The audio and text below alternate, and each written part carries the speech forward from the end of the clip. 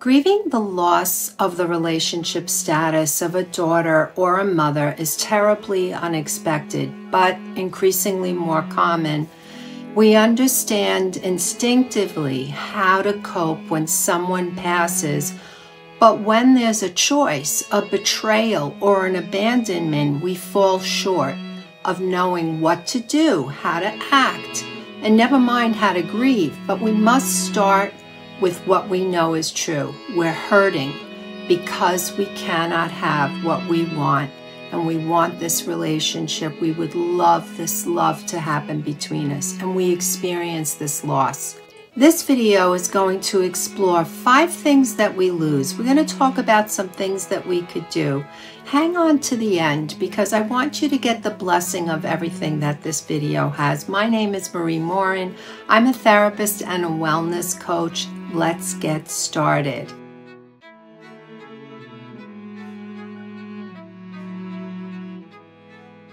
Hi, before I dive into today's topic, I have something really awesome to share with you. My new program, Embracing Renewal After Estrangement. It's finally here and I'm super excited to tell you all about it. I've been working on this behind the scenes for a while and I'm so happy to finally unveil it. So if you haven't had an opportunity to work with me, this is an excellent option. Embracing Renewal After Estrangement is for anyone dealing with the emotional aftermath of estrangement. Maybe you've felt abandoned, betrayed, rejected, or just overwhelmed by sadness and anxiety. This program will help you understand and cope with those feelings and find a way forward. Here's what you'll get with this program. 6 modules, each with lessons, videos, and workbooks, so you kind of interact with it. You're processing emotions and dealing with grief, how to set boundaries, reconnecting with yourself so you can move forward. And it's more than just self-care practices, it's extra self-care. Finding forgiveness and peace so you can move on and move into your purpose, and so much more. Each module includes a workbook and videos that guide you through everything step by step. You'll learn to build resilience, find new coping methods, and set yourself up for a brighter future. I know you've been going through a really hard time. This is going to help. If you're ready to embark on this transformative journey, don't hesitate. Click the link tree in my bio or visit my website to sign up. I can't wait to welcome you and support you on this path of renewal. Thank you for being part of my journey. I can't wait to see you in the program. Contact me, email me if you have any questions or need help. Just reach out. I'm here for you. So we're going to do our best to be as unbiased as possible, but you're going to want to find out more. Different viewpoints, okay? There's 11 reasons why adult children cut ties. And then there's why adult children cut off abuse, betrayal, and toxic bad parenting. They're going to be linked. You're going to want to watch those, okay? We call loss when we're estranged ambiguous loss because we experience physical loss, but the psychological presence. We know that they can be there, but they won't or they can't. And here are 5 things we lose when the mother-daughter connection is severed. So the first thing is connecting moments. So you know what a connecting moment's, right? It's enjoying common interests, shared moments, and genuine talking. And these are the times when you could be yourself and there's this connection happening, when moments are made and cherished, like being there for holidays, birthdays, weddings, and the birth of a grandchild. And when we're severed, we don't have that. The second thing is we lose mutual respect.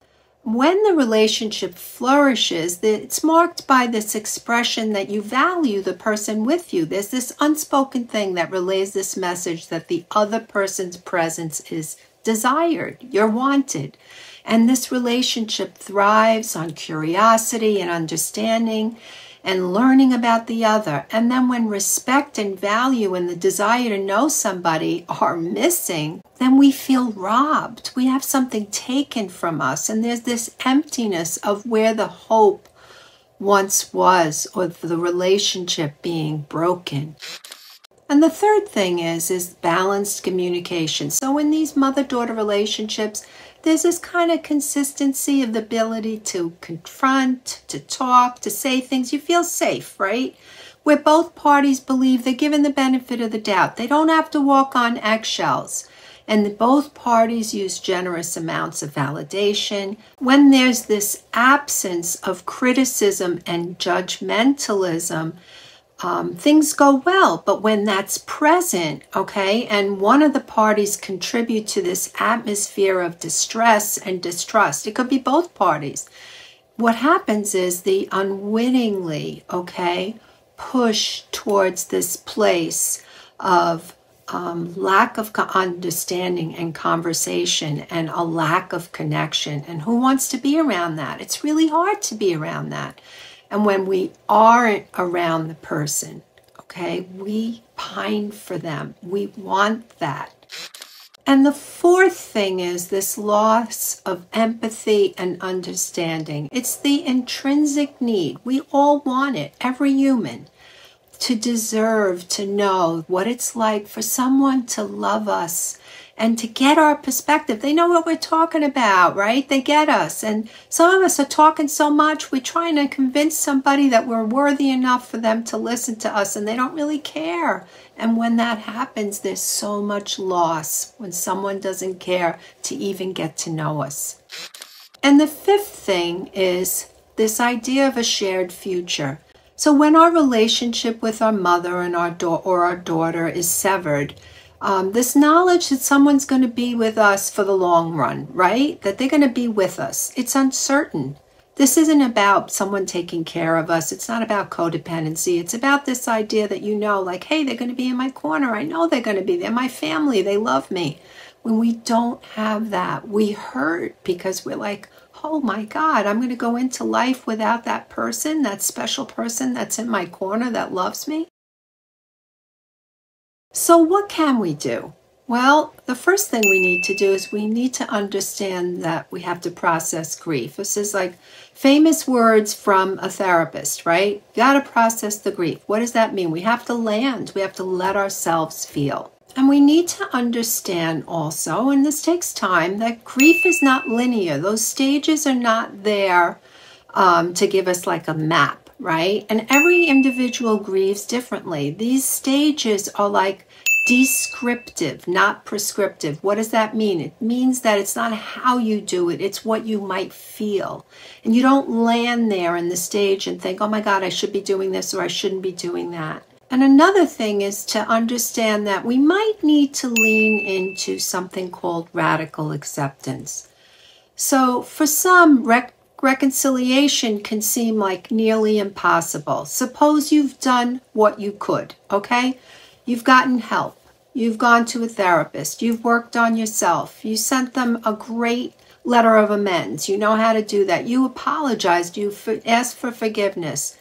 And still they want nothing to do with you. They're like, nope, I don't really want you in my life. Or they're very cold and there's this kind of gray rock thing going on. It's time to remind yourself that this is something you cannot control. And every day you have to wake up and say, I did the best I could with this. I did everything I could. Radical acceptance is a movement towards accepting your emotions, the way you think, and your situation as unchangeable and out of your control. It's like this whole thing is out of your control. You have to surround yourself with people who love and value you. You got to get support. There's no reason to do it alone.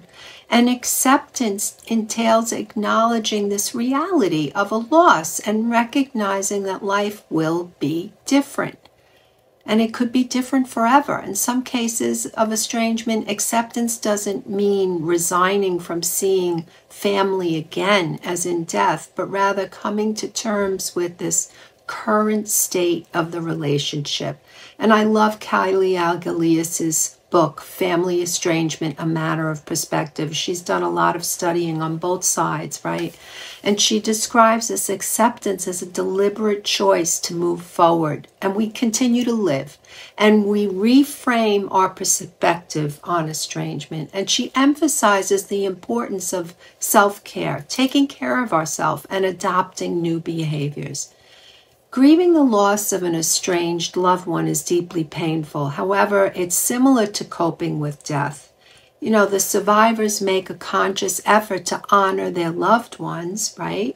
Their memory, but they still move towards rebuilding their lives. And though the process may differ, life persists. It moves on. It's challenging, but it's achievable. Loving others involves the risk of losing them. Yet as humans, we find the strength to move forward, even in grief. In cases of estrangement, there's this hope. Maybe they'll want me back. Maybe they'll want to resume. Maybe my parent will change. And during this period, we still have to move forward. It means we go towards normal activities, right? We engage in intentional self-care practices. We do things that say we honor our own worth and our own value while we have all those losses. So we do the work, right? We take care of ourselves. We did what we could with our relationship. We gave them a chance. We said, please, we need help. They didn't want to go with you to therapy, or they're refusing to hear what you have to say. And it's extremely just rocky, and it feels insurmountable. You still need to take care of yourself. We're going to talk more about this in the next video, where we'll dive deeper into what to do in dealing with grief. Leave me a comment. Tell me what you're thinking. And don't forget to get my ebook, Feeling Heartbroken and Alone, How to Pick Up the Pieces When You're Estranged. See you in the next video.